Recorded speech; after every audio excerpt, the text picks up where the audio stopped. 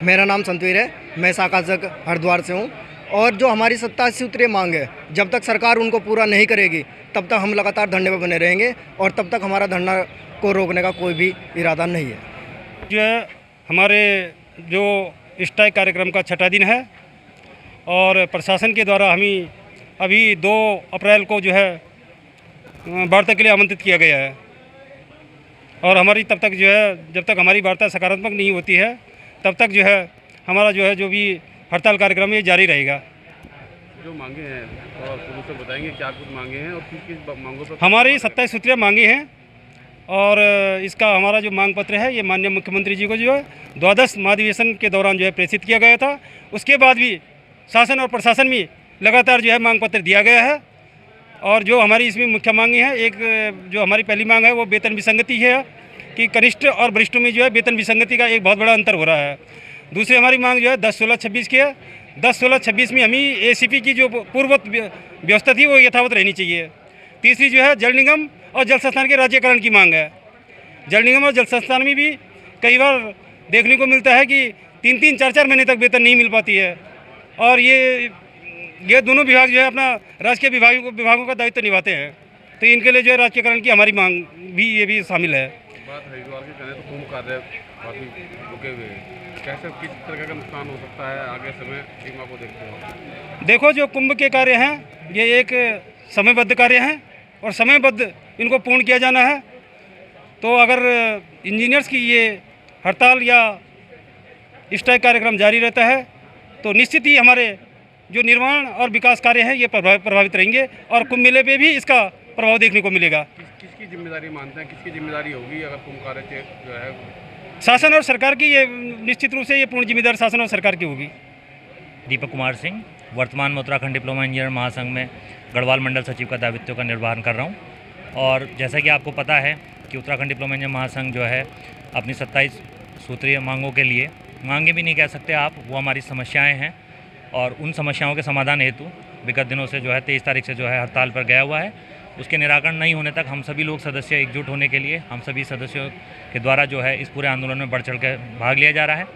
और इसमें जो है जैसे कि आप समस्याओं की बात करेंगे तो इसमें दिक्कत क्या है, आप जैसे एक बहुत हमारे लास्ट के कुछ बिंदु हैं, जैसे हमारे उरेडा में नए नवनियुक्त जो है हमारे कनिष्ठ अभियंता भर्ती हुए हैं। आप ये सोचिए कि उन्हीं के साथ के अन्य अभियंताओं को जो है 4600 ग्रेड पे दिया जा रहा है और उनके लिए जो है 4200 की मांग की जा रही से भुगतान किया जा रहा है।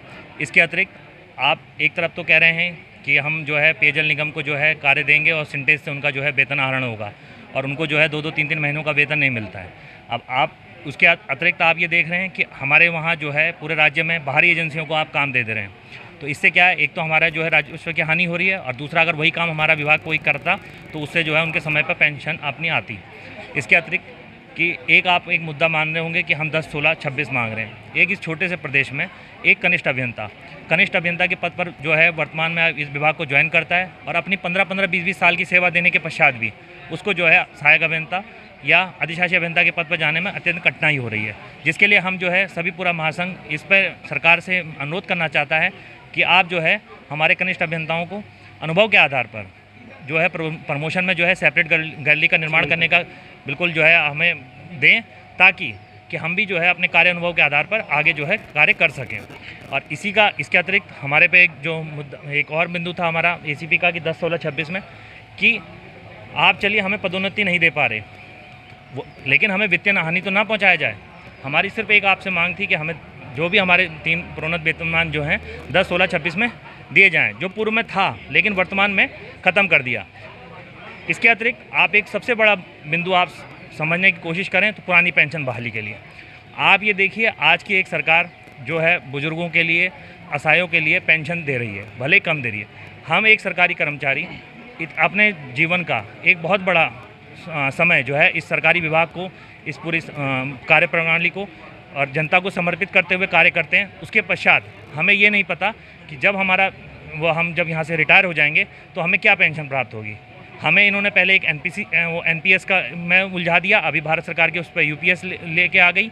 हम सिर्फ ये मांग कर रहे हैं कि जो हमारे पुराने सदस्यों को मिल रहा है, 2004 से पहले के सदस्यों को मिल रहा है पुरानी पेंशन, और वो हमें भी दिया जाए, क्योंकि वो हमारा हक है। आप 1-2 दिन के लिए कोई मंत्री, कोई विधायक या कोई कुछ भी पद पर बन जाता है, उसको आजीवन उस चीज़ की पेंशन मिलती है।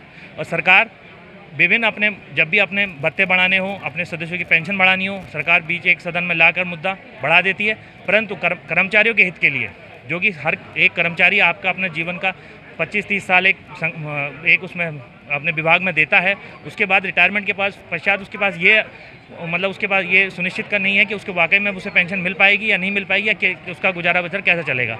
तो यही हमारी मांग पत्र, इसमें कुछ नहीं है, ये हमारी समस्याएं हैं, जिसको हमारे द्वादश महाधिवेशन में जो है पूरी सरकार के मुखिया, माननीय मुख्यमंत्री जी, प्रमुख सचिव साहब, और मैं मानता हूं कि इन दोनों से अधिक कोई वहां पे शक्तिशाली वर्तमान में उत्तराखंड सरकार में है नहीं।